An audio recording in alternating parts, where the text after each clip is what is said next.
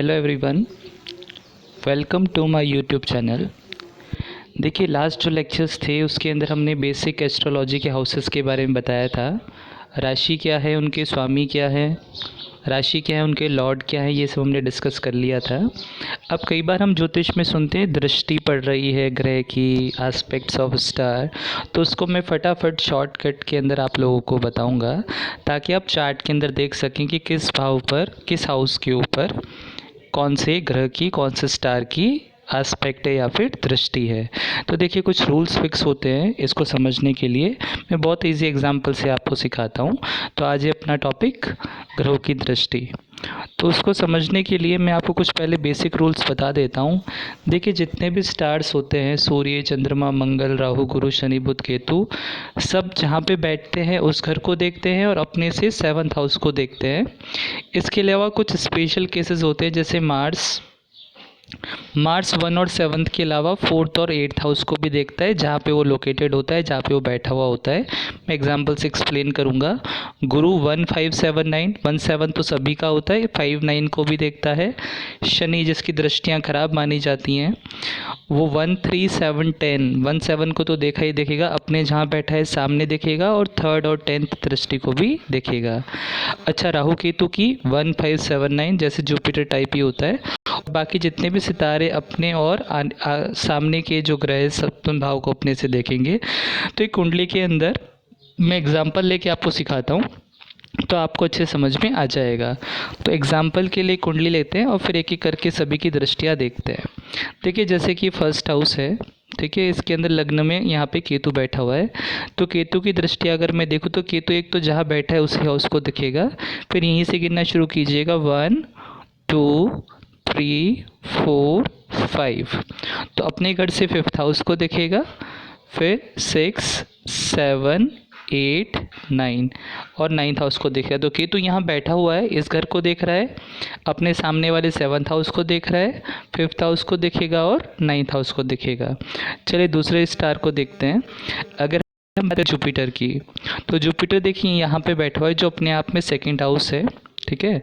लेकिन ये अपने हाउस को तो देखेगा और कहाँ से, अब आप यहीं से गिनना शुरू करेंगे, 1 2 3 4 5। तो अपने से 5वें घर को, 6 7 8 9 इस घर को, और 1 5 7 9 को दिखेगा। अपने आप में ये फर्स्ट हाउस नहीं है, ये 2nd हाउस है। तो गुरु ने यहाँ 2nd हाउस को देखा, 6th हाउस को देखा, 10th हाउस को देखा और 8th हाउस को भी देखा। लेकिन वो गुरु की पोजीशन से गिनेंगे तो 1st हाउस होगा, ये 5th हाउस होगा, ये 7th हाउस होगा और ये 10th हाउस होगा। इसके अलावा अगर हम शनि की बात करें तो शनि 2nd हाउस में बैठा हुआ है, लेकिन शनि की पोजीशन के लिए ये 1st पोजीशन है, राइट। फिर 2nd और 3rd, तो शनि इसको भी देखेगा, 3rd पोजीशन को भी, 4 5 6 7th पोजीशन को भी देख रहा है, ठीक है। इसके बाद 8 9 10। तो जो एनसर्कल्ड पोजीशन है, जहाँ पे मैंने सर्कल बनाया है, ये 2nd हाउस को देख रहा है, 4th हाउस को देख रहा है, 8th हाउस को देख रहा है और 11th हाउस को देख रहा है। लेकिन अपनी पोजीशन से गिने तो ये 1st पोजीशन है, ये 3rd पोजीशन है, ये 7th पोजीशन है और ये 10th पोजीशन है अपनी जगह से, राइट। और देखते हैं, मंगल हो गया, गुरु हो गया।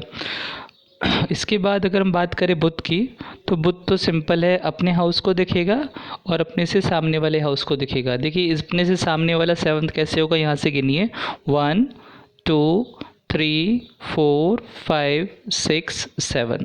तो अपने से 7वें ग्रह को देख रहा है।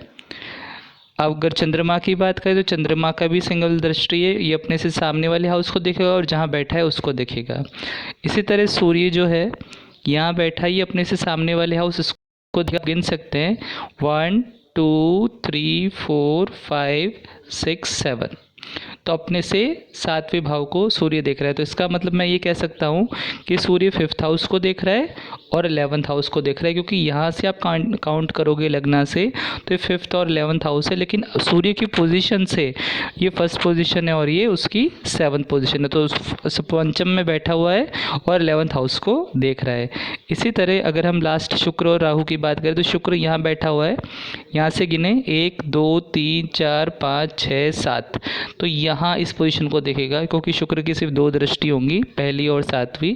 तो शुक्र 6ठे भाव में बैठा है और 12वें भाव को भी देख रहा है। इसके अलावा राहु की बात करें तो राहु यहाँ सप्तम में बैठा हुआ है। सप्तम से एक तो अपने लग्न को देखेगा सामने, यहाँ से गिन लीजिए 1 2 3 4 5, तो इस घर को देखेगा। ये 6 7 इधर आएगा तो 7th को देखेगा, 8 9 तो यहाँ देखेगा। तो मैं कह सकता हूँ राहु जो है एक तो यहाँ पे एस्पेक्ट कर रहा है, एक यहाँ सामने एस्पेक्ट कर रहा है और यहाँ पे एस्पेक्ट कर रहा है। तो इस तरह से सभी ग्रहों की दृष्टियाँ होती हैं, अलग अलग हाउसेस में बैठ करके दूसरे भाव को भी देखते हैं। तो कई बार लोग कहते हैं हमारे 11th हाउस के अंदर कोई ग्रह नहीं बैठा, इसका फल कैसे मिलेगा।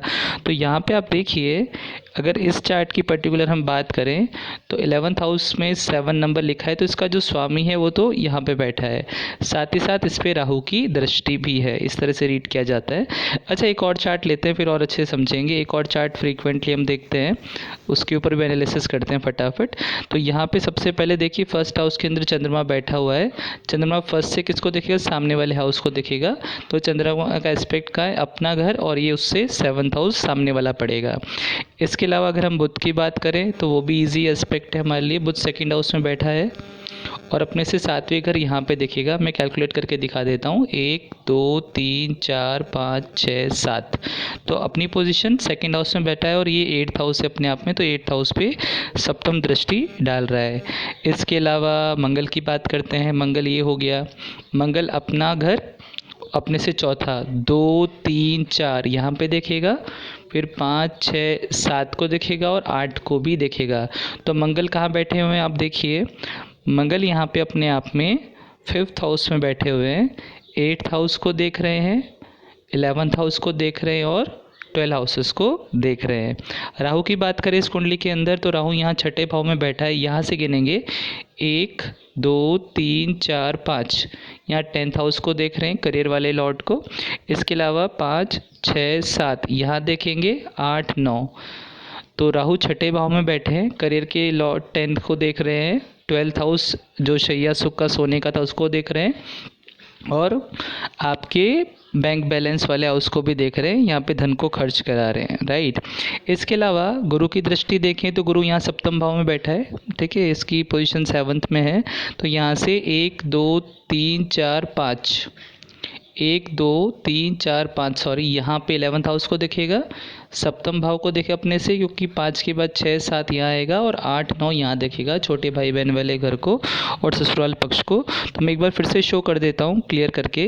राहु गुरु यहाँ बैठे हुए हैं, एक तो सामने दृष्टि डालेंगे, एक 11th हाउस को देखेंगे और एक इधर 3rd हाउस को देखेंगे, क्योंकि ये 1st हाउस हो गया गुरु की जगह से, ये 5th हो गया, ये 7th हो गया और ये 9th हो गया। इस तरह शुक्र जो 10th हाउस में बैठे हुए हैं यहाँ अपने से सामने वाले घर को देखेंगे, ये तो क्वाइट इजी है। इसके अलावा शनि मिस हो गया हमारा, शनि को लेते हैं। शनि 1st हाउस ये हो गया, 2nd 3rd यहाँ देखेंगे, 4 5 6 7 सामने दृष्टि डालेंगे, 8 9 10 यहाँ पे दृष्टि डालेंगे। तो शनि अगर सप्तम भाव में बैठते हैं तो सप्तम भाव को देखेंगे, नवम भाव को देखेंगे, 1st हाउस को देखेंगे और 10th हाउस को देखेंगे। लेकिन ये शनि की पोजीशन से कौन से हाउस है एक्चुअली, 1 2 3, ये शनि की पोजीशन से 3rd हाउस था, इसको देख रहा है, ये 7th है, इसको देख रहा है, 8 9 10 और इसको देख रहा है, राइट। तो इस तरह से 4th हाउस पे एस्पेक्ट है, मम्मा के घर पे वो देख रहा है। इसके अलावा सूर्य था वो तो लग्न को देखेगा। अच्छा, केतु जो 12th हाउस में बैठे हैं वो देखिए, 1 2 3 4 5, 4th हाउस को देखेंगे मम्मी के घर को, 6 7 8 9, 8th हाउस को देखेंगे जो कि आयु का है, एक्सीडेंट्स का है। तो केतु की दशा अंत दशा में एक्सीडेंट होने के चांसेस बन जाते हैं। तो बात यह कि केतु जहाँ बैठे हुए हैं वहाँ से अपने घर को, पंचम को नवम को, और साथ ही साथ सप्तम में से हो गया 1 2 3 4 5 6 7, इस हाउस को भी देखेंगे क्योंकि छठा और 12वां आपस में सप्तम लोकेशन में आता है। तो इस तरह से हम ग्रहों की दृष्टि को रीड करते हैं। आई होप आपको समझ में आया होगा। तो आगे से जब भी आप ग्रह को देखते हैं तो एक तो उस हाउस के अंदर कौन सा ग्रह बैठा है आपको उसको देखना होता है, उस हाउस के लॉर्ड जैसे यहाँ पे गुरु है उसको देखना होगा, और इसके ऊपर कौन कौन से ग्रह एस्पेक्ट कर रहे हैं उसको देख करके ही हम कुछ फाइनल कंक्लूजन निकालते हैं। तो आई होप ये बेसिक लर्नर्स के लिए था जो इनिशियल लेवल पे पढ़ रहे हैं, आपको समझ में आया होगा।